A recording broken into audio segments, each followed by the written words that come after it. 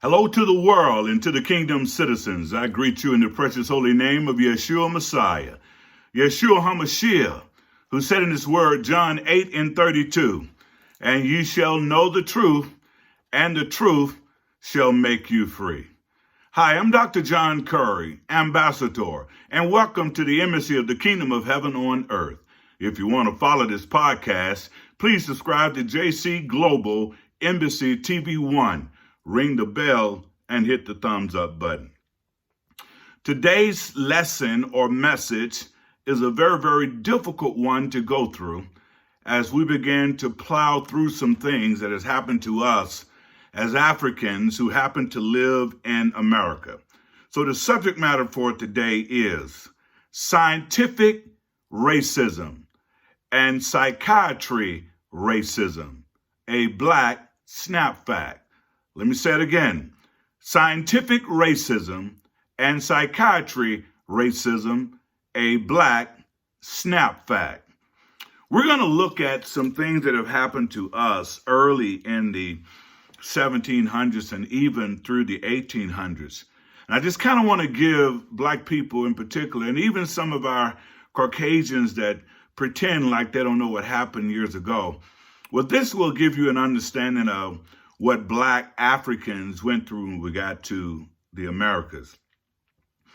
You see, in order for slavery to be able to do what it needed to do in America, the psychologists, as well as the psychiatrists and the scientists, had to prove in some way that blacks were inferior to whites. They had to come up with ways to prove it in order to be able to allow them to treat us worse than they treated animals. So as a result of that, they came up with some pseudo-psychiatry, pseudo-scientific reasoning in order to prove their point. And today we're going to look at some of these, which I call black snap facts.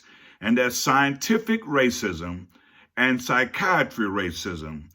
And let's go in and just kind of take a good feel of it so you have an understanding of what has happened to us as black people and what in some ways is still going on. So if we go back to 1778, the United States Constitution in 1778 issued the 3/5 clause.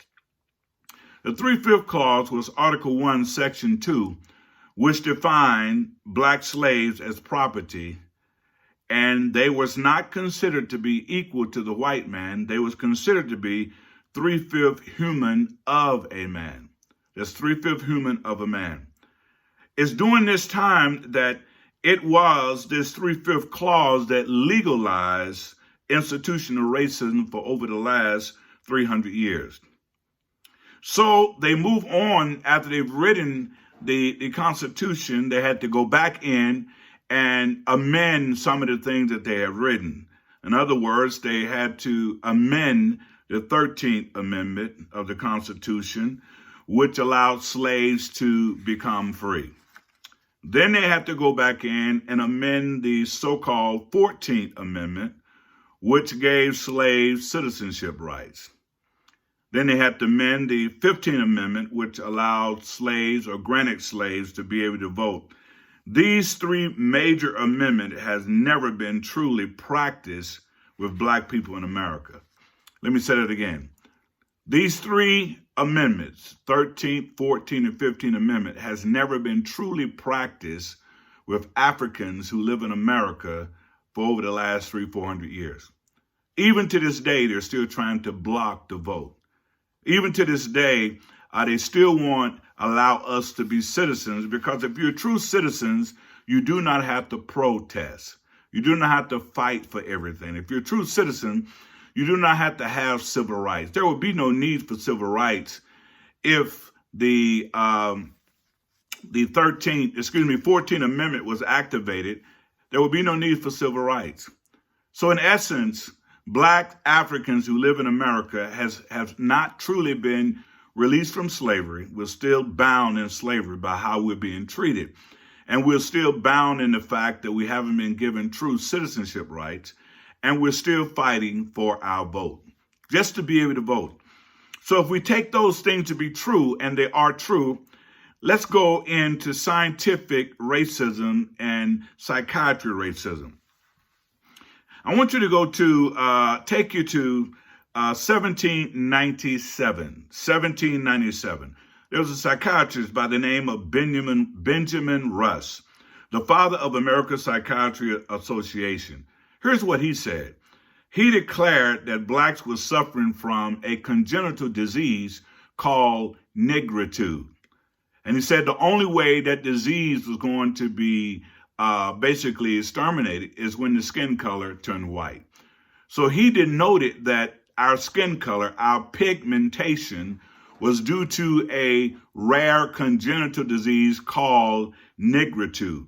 And he said the only way to get rid of that disease called negritude was when the skin color turned white. Now, that's a black snap fact. Here's another black snap fact. 1851, Samuel A. Cartwright, a prominent Louisiana physician, enslavement was with two mental diseases. He said his slaves end up having two mental diseases. He said they had a disease called the tryptomania, and that other part of the tryptomania is a part of their second disease, where he said that if a slave ran away, he was running away because he had a disease. And that disease the cure for that disease was basically getting the slave, put him on a pole, stretch him out, and beat the devil out of him. That was to cure the disease that the slave had. So this Samuel A. Cartwright, a so-called prominent white Louisiana physician, said that's the cure for ridding the disease of the tryptomania is by beating the slave so he won't run anymore. That's a black snap fact. Also in 1869, an English psychologist named Francis Galton invented the term eugenics from the Greek word eugenics, meaning good in stock. He went on to say, in order to be able to so-called have a pure race, you have to exterminate any of the lesser race. And those lesser race was considered to be people that were black. People that was black. So in order to purify the stock, you have to kill the so-called lesser race. And this is what Adolf Hitler ended up practicing, only to be embarrassed by Jesse Owens, I believe, in the 1936 Olympics. That's a black snap fact. Also, in 1922, American eugenics advocate Dr. Paul Pono claimed that the IQ of blacks was determined by the amount of white blood. Now, just think about that for a moment. The IQ of black was determined by the so-called white blood. The white blood that was in them determined their IQ. So if you light and bright, you're all right. And we know if you black, then just get back. So he measured that on there and even said that the lighter the skin the black was, the higher the IQ. The blacker the skin, the lower the IQ. Therefore, all treatment of Negroes must take into account the fundamental fact that if he's light, he's all right, but if he's black, he has to get back. Now, this is Dr. Paul Pono, dealing with IQ. So in other words, the whole system was set up to put blacks down, that if you're dark-skinned, blue black, crystal black, jet black, or dark black, you're supposed to be the dumbest people on the planet. And we all know that's in reverse. That's in reverse. Because when we go back to the land of Al-Qabu land and we start doing real study and start doing real historical finding and checking with archaeologists, we come to find out that those black Africans in Africa built great world civilization, and they also built the first university of Timbuktu, Sankore. So these are all things in order to support white supremacy. These are black snap facts, just so you can get somewhat of an idea of what happened to us 400 years ago. But thanks be to God, it didn't happen in us, because now we're able to get information out so people can understand that scientific racism and psychiatry racism had joined hands in the global community, especially within the intelligentsia, is to get black people to think that we are less than any other group on the planet. Now, there's something else that I want you to get. I want you to really catch this one. This is a black snap fact. This is in 1939. Margaret Sanger, founder of Planned Parenthood of America, who advocated psychiatry eugenics. In other words, she was moving into eugenics theory. Fact about it, she was a eugenicist. Okay, she said her solution for inferiority was to sterilize black people. Okay, she wanted to sterilize black people, and she was knowingly that she was using churches and preachers and pastors to carry out her wicked deed. The church was the heart of the African American community. So she understood that the church and God was the heart of the African American community. So what she decided to do, and this was in October 19th, 1939, she sent a letter out to many black ministers, and ministers that was very engaging in personality, ministers that, had some confidence, and they would bring the women in and bring the men in and say, well, you know what? We think it's time that you guys need to just have one baby or two at the most, because you can't have 5 and 6 babies. And back then they was averaging 6, 7, 8 babies.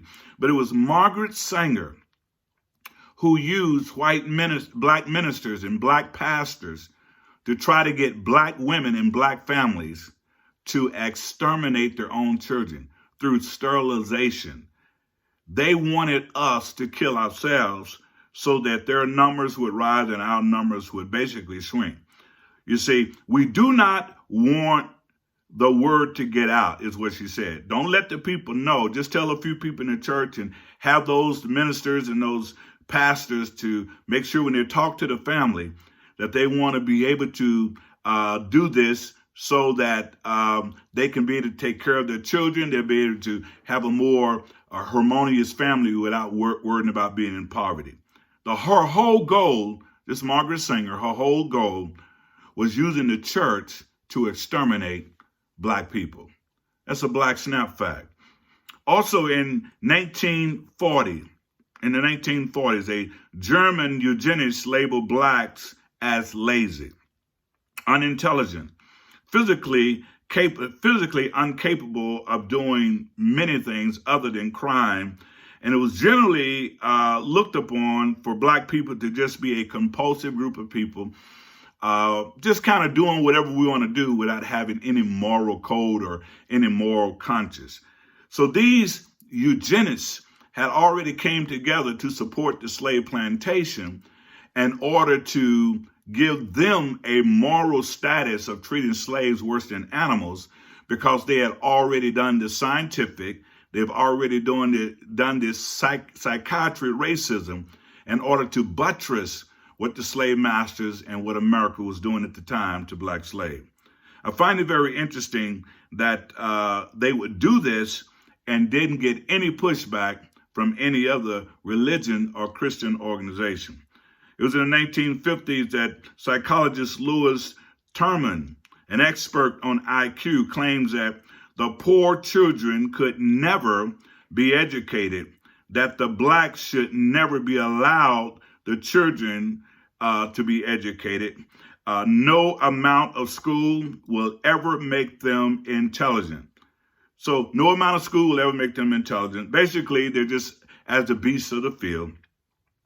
And he went on to talk about how that since the Negro cannot be intelligent, that his IQ was so low, meaning his intelligence quotient, that it would be a waste of money to even try to educate these Negroes. Okay, these are Black Snap facts. Now, some of you may know about them and some of you may not, but science, along with religion, along with psychiatry, along with the American system of racism, all came together in order to keep Black people down. These are Black Snap facts that I want you just to understand that the position that we're in now as Black people is not by accident. It's not by accident. This was something that was planned to keep us down so we would not be what we need to be. Also in 1975, the New York Times reported that doctors in major cities were routinely performing hysterectomies on mostly Black welfare recipients at the time. In other words, to sterilize them. You know, it basically was coined as the Mississippi appendectomy. Okay, where they was sterilizing Black women that did not even deserve or wanted to have sterilization, but whenever the doctor saw them, the first thing they did was had them to have a hysterectomy, and that is to basically sterilizing them so they couldn't have children. These are all things that they was doing in the past. Now, for me, 1975 is just kind of like last week. The things they was doing in the past are the same things they're doing today. And we as Black people must be very, very careful to understand these Black Snap facts. Okay, 1999, it was African-American psychologist by the name of Alvin Toussaint. Maybe you know about him. He wanted to put in the DSM-4, or maybe 3 at that time, he wanted to put that racism was a disease. Now, all of the people came together and said, no, we can't use racism as a disease because racism was considered to be a normal condition. So the whites, even though this Black psychiatrist wanted to put, his name is Alvin Toussaint, wanted to put racism into the DSM-3 at that time, he wanted to label it as a disease, but whites rejected it because they would have to be a part of the DSM-3 and 4. What does that mean? They know that they're racist. They know that they carry this thing against Black folks, and particularly Black folks. The whole world is set up against Black folks. So what they do, they use science and psychiatry, and they put them together as racism. So when Christianity came along, the scientists as well as the psychiatrists had already pulled together. So when Christianity came along, everybody basically could just go by what Christianity meant and how that could be applied to Black people. And therefore, when they put up a white Jesus and they put up a white God and they put up all these white angels and the whole heavenly host all white, that was all based on scientific data that these wicked scientists and that these wicked psychologists and psychiatrists pulled together to look at Black folks as the subservient race. In essence, the beasts of the field. So I just want you to know that, and I'll be bringing to you many more Black Snap facts in different types of areas. But this is scientific racism and psychiatry as a Black Snap fact. God bless. Look forward to talking to you next time.